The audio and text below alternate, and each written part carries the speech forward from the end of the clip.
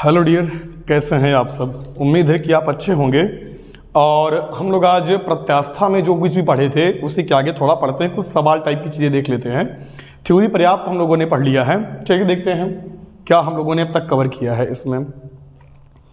तो प्रत्यास्था में दरअसल बात क्या थी कि अगर मान लीजिए, बस ऐसे मोटा माटी एक रफ कार्य वाली बातें हम लोग थोड़ा समझ लेते हैं जिससे कि हमें क्वेश्चन बेहतर समझ में आए। जब तक हम सवाल पे अपनी एक समझ नहीं बना पाएंगे कॉन्सेप्ट पे, तब तक इसमें के ना तो क्वेश्चन आप सॉल्व कर पाएंगे, ना ही चैप्टर पढ़ने में मजा आएगी।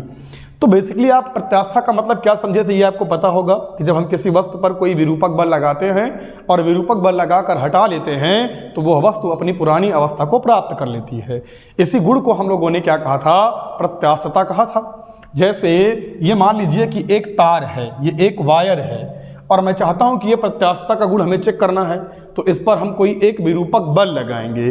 बल से तात्पर्य है कि मैं डायरेक्ट खुद जाऊं और पकड़ के इसको खींच लूं, पहला ये हो गया। दूसरा बल लगाने का जुगाड़ ये है कि हम कोई पिंड उठाएं और इससे बांध के लटका दें, क्योंकि किसी भी पिंड में द्रव्यमान होता है और इसकी वजह से उसका भार नीचे कार्य करता है, तो भार एक प्रकार का बल है और ये बल इस पिंड को नीचे की ओर खींचेगा, जिसकी वजह से इस रस्सी में तनाव उत्पन्न होगा।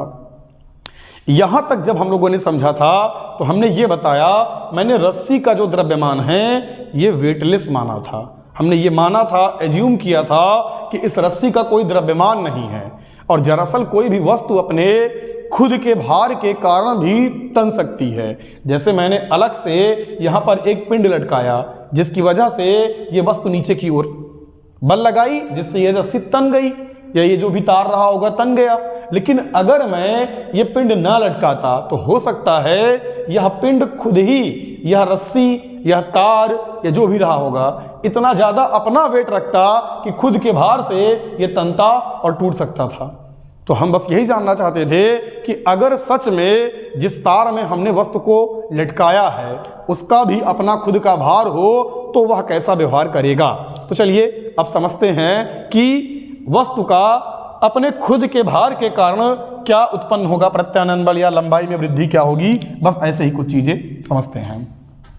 तो प्रश्न में हमारे पास यहाँ पर एक मोटा सा चालक तार है जिसका द्रव्यमान यम दिया है, लंबाई हमें पता है डेल्टा एल, हमें इसका घनत्व पता है रो, हमने घनत्व भी दे दिया और यहाँ पर इसका जो क्रॉस सेक्शन एरिया है वो है ए। तो कुछ बातें हमने दे दिया। अब एक बात बताइए आप हमें कि इस पर हमने अलग से कोई पिंड नहीं लटकाया, तो क्या इसके लंबाई में वृद्धि हो सकती है? हो सकती है, क्योंकि ये अगर तार है, मोटा है, तो इसका भी अपना भार होगा और इसका भार नीचे की ओर कार्य करेगा तो इसे खींचेगा।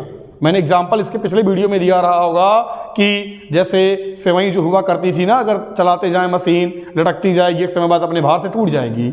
अब कोई भी रस्सी हम 1 किलोमीटर लटका दें, जो प्लास्टिक की रस्सी होगी टूट सकती है अपने वेट के कारण। पतंग उड़ा होकर देखे हुए ना, लोड पड़ता है उस पर, टूट जाती है अपने आप बिना किसी दूसरे पतंग से कटाने के बाद।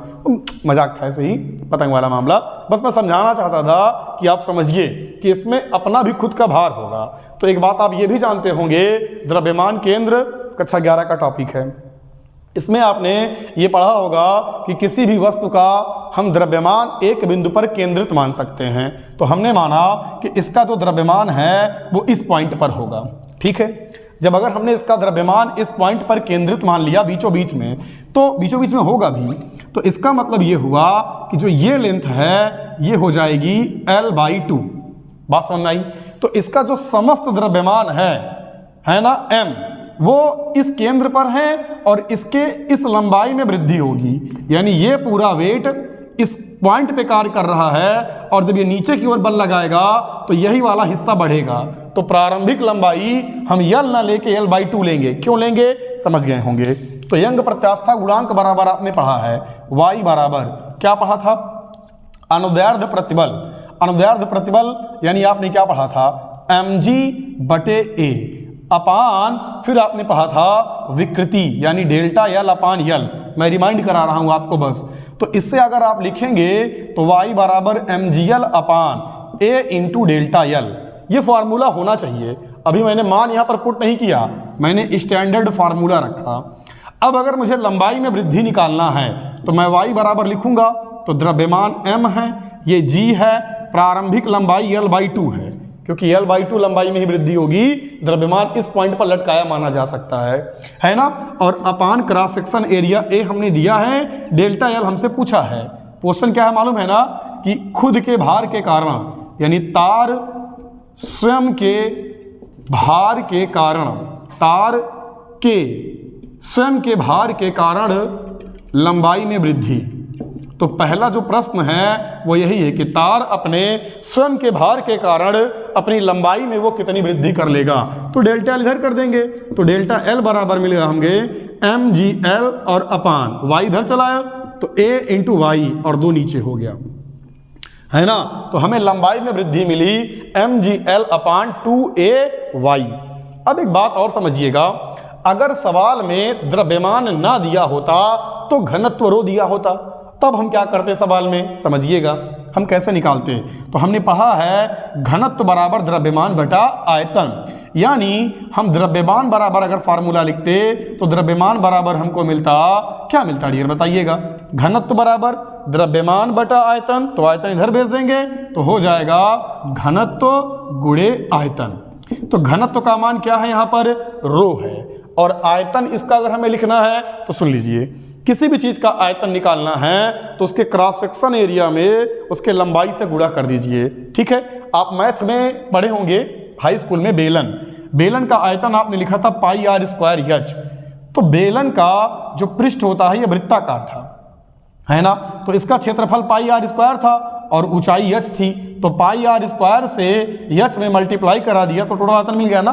तो वही यहाँ पर भी करेंगे, क्रॉस सेक्शन एरिया इसका जो है वो a है, तो a में ऊंचाई से गुणा कर देंगे तो यल है। तो हमें जो द्रव्यमान है उसका मान मिला रो ए यल, देखना ये पाल नहीं लिखा है, ये रो ए यल लिखा है। तो हम द्रव्यमान का मान यहाँ रख देते हैं, तो हमें क्या मिला, m का मान मिला रो ए एल इंटू बगल में लिखा है जी एल और अपान 2ay।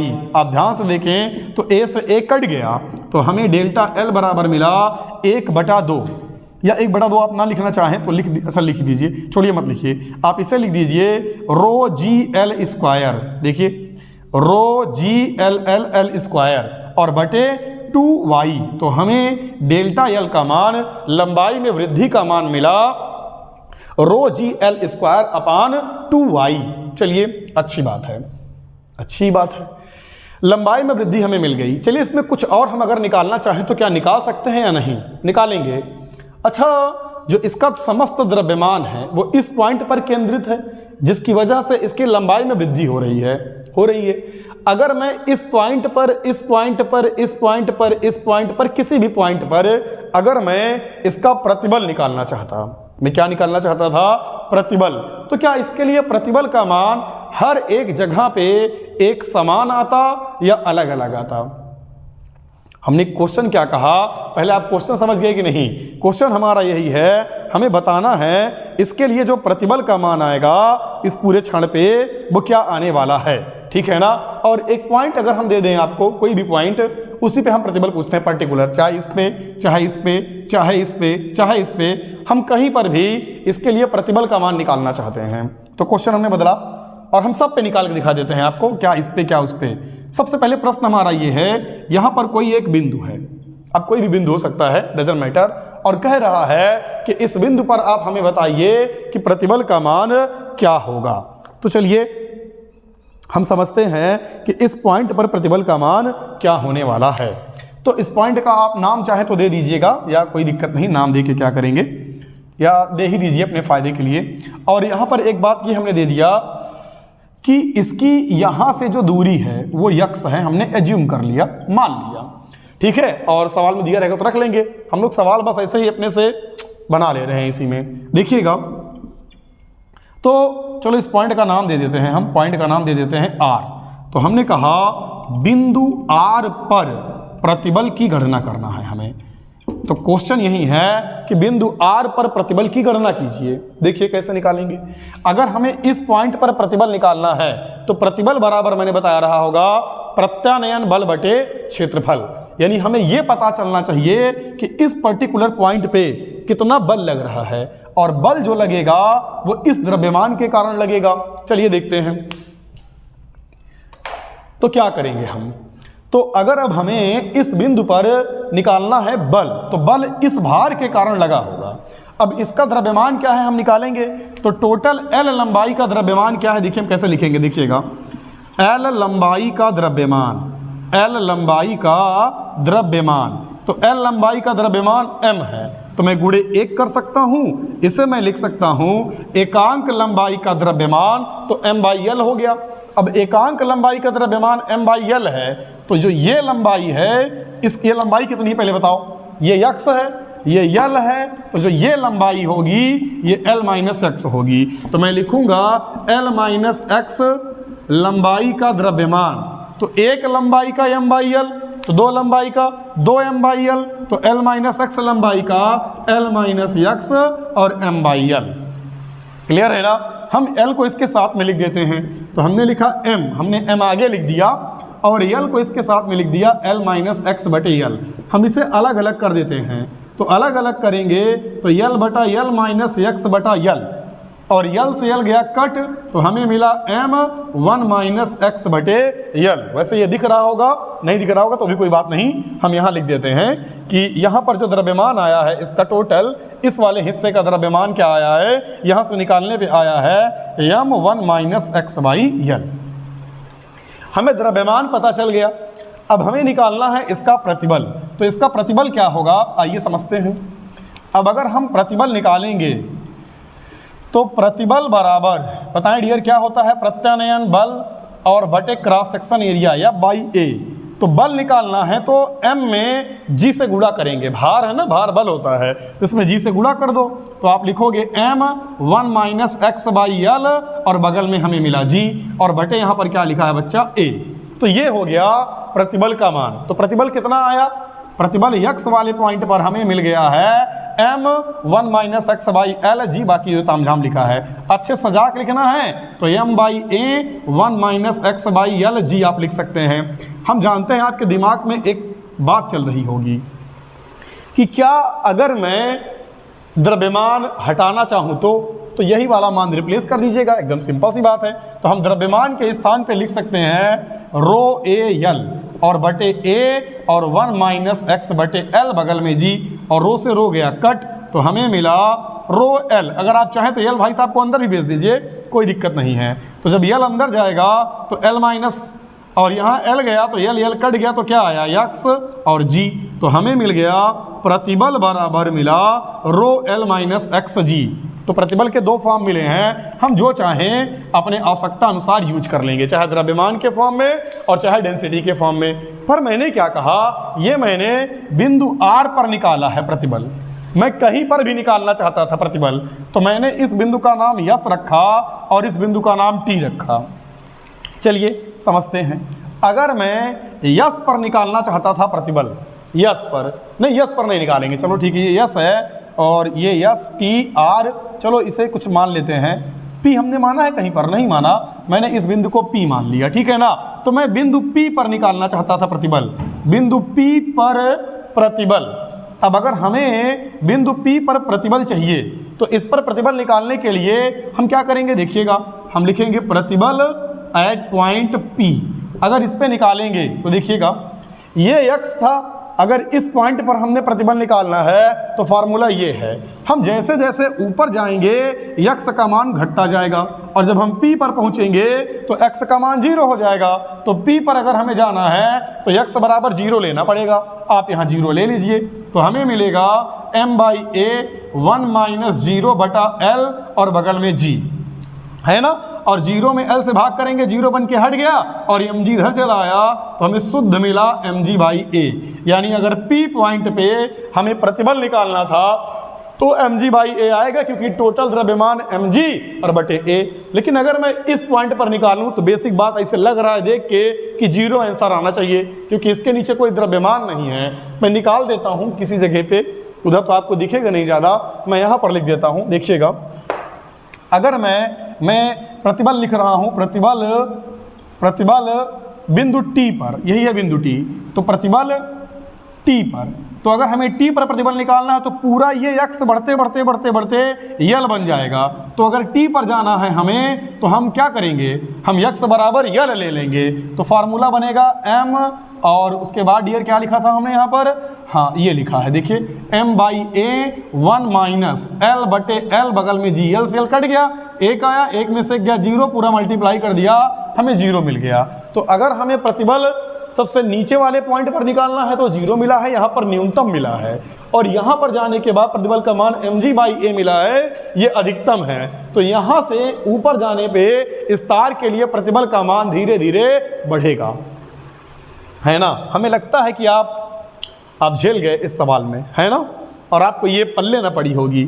थोड़ा से एक बार आप फिर से देख लीजिएगा, रिवाइज कर लीजिएगा, सवाल समझ में आ जाएगी। पर ये है एकदम बेहतरीन सवाल, सवालें ऐसी होनी ही चाहिए। जानते हैं इसमें एक बात और है थोड़ा सा, उसे भी आप समझ लीजिए इसी साथ साथ में, है कि नहीं। और जब समझ रहे हैं तो हर एक बात समझिए, इसमें क्या दिमाग लगाना है। आइए देखते हैं हमें और क्या समझना था। एक बेसिक बात है, मैं यहीं पर कहीं पर लिख देता हूँ मिटा बिटा कर, कहाँ पर लिख दें डियर यहीं पर लिख देता हूँ। देखो क्या हम बताना चाहते थे। दरअसल एक प्रश्न हमने आपको दूसरा दिया।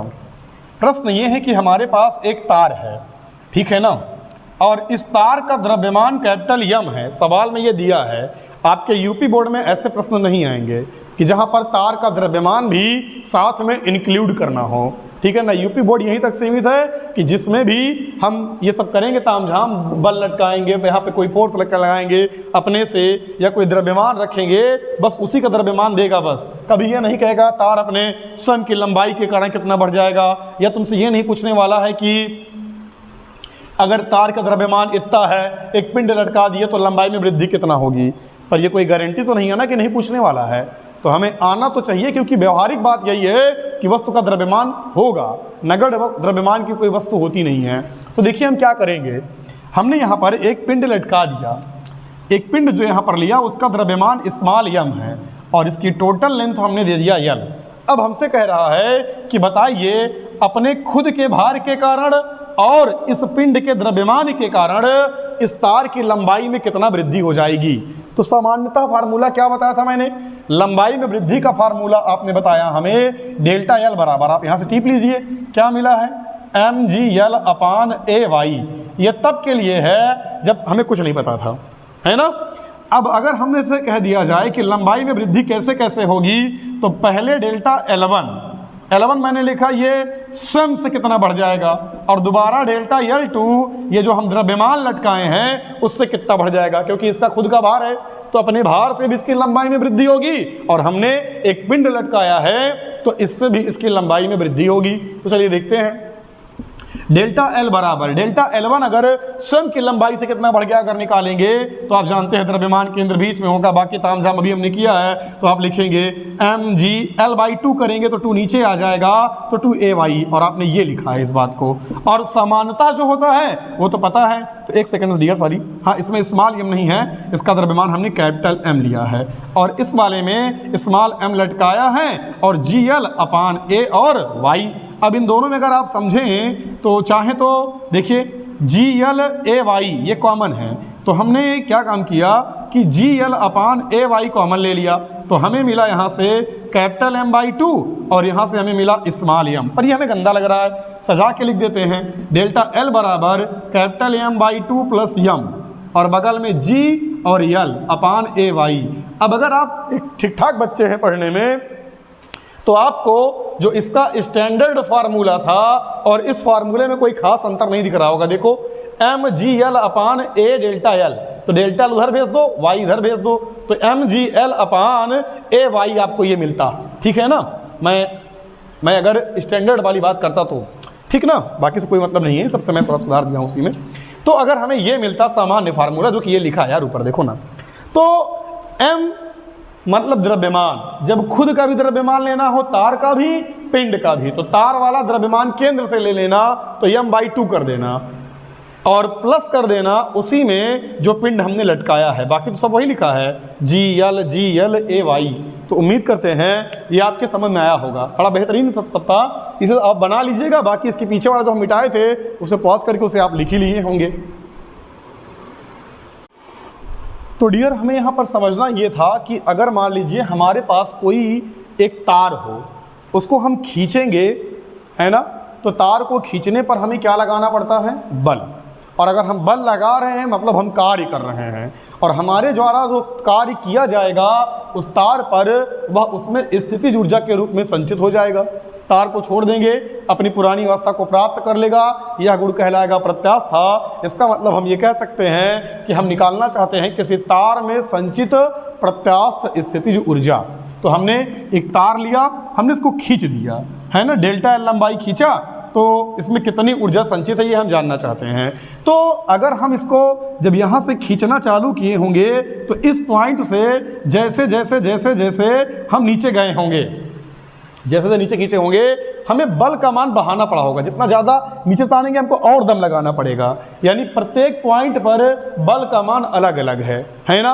और अगर हमें स्थितिज ऊर्जा निकालना है तो किया गया कार्य पता होना चाहिए, और कार्य हमें तब पता चलेगा जब बल गुणे विस्थापन करेंगे, और बल का मान हर पॉइंट पर अलग अलग है। तो मैंने ये कहा कि किसी एक पॉइंट पर मैंने इसको रोक लिया, तो यहाँ से x दूरी पर मैंने इसको रोका है, ठीक है ना, तो डेल्टा x मैंने इसको अलग से खिसकाया है। अब क्या करेंगे देखिएगा, तो अगर इस पॉइंट पर हमें प्रतिबल निकालना है, ठीक है ना, तो हमें मिलेगा F/A, और अगर हमें विकृति निकालना है इस वाले के लिए, तो लंबाई में वृद्धि हुई है x की, क्योंकि पहले लंबाई l थी, इतना खींच के बढ़ा दिया तो x बढ़ गया है, तो x बटे प्रारंभिक लंबाई कितना है? l। तो विकृति बराबर हमें मिल गया x/l। और आप सब लोग पढ़े हैं y बराबर होता है प्रतिबल और बटे क्या होता है? विकृति। तो अब हम यहाँ पर लिख देते हैं y बराबर प्रतिबल का मान F/A, विकृति का मान x/l।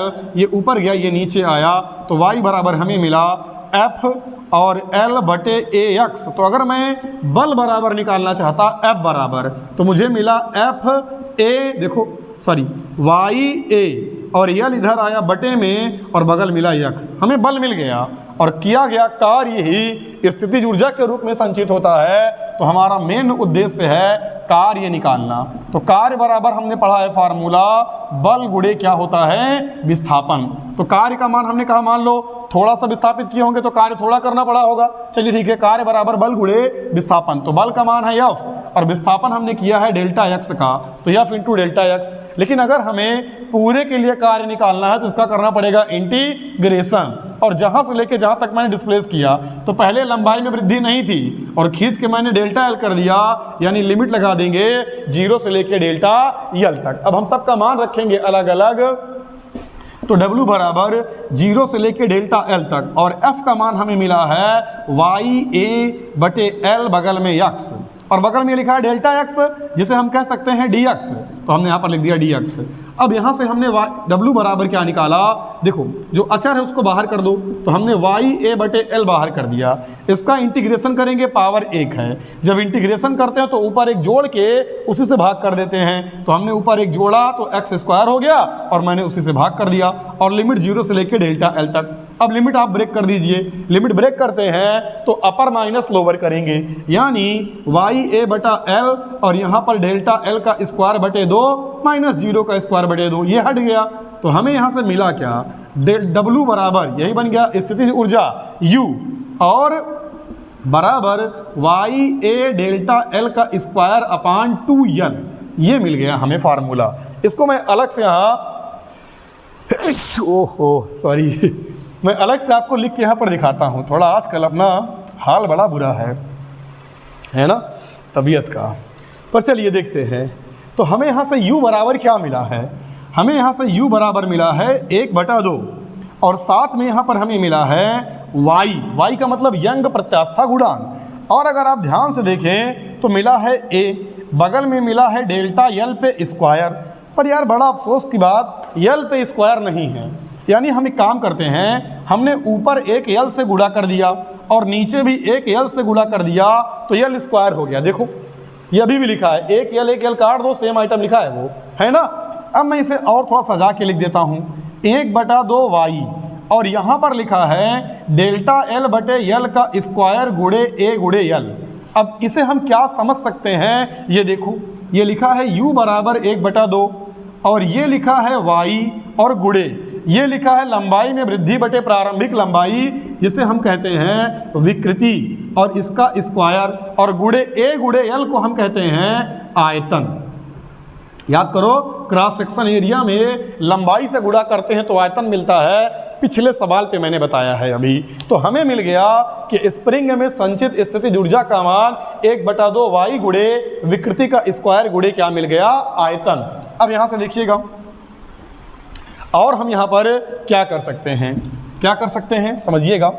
यहां से एक बात और हम समझ सकते थे, और वो ये थी कि इसे और अपडेट कर सकते थे थोड़ा सा।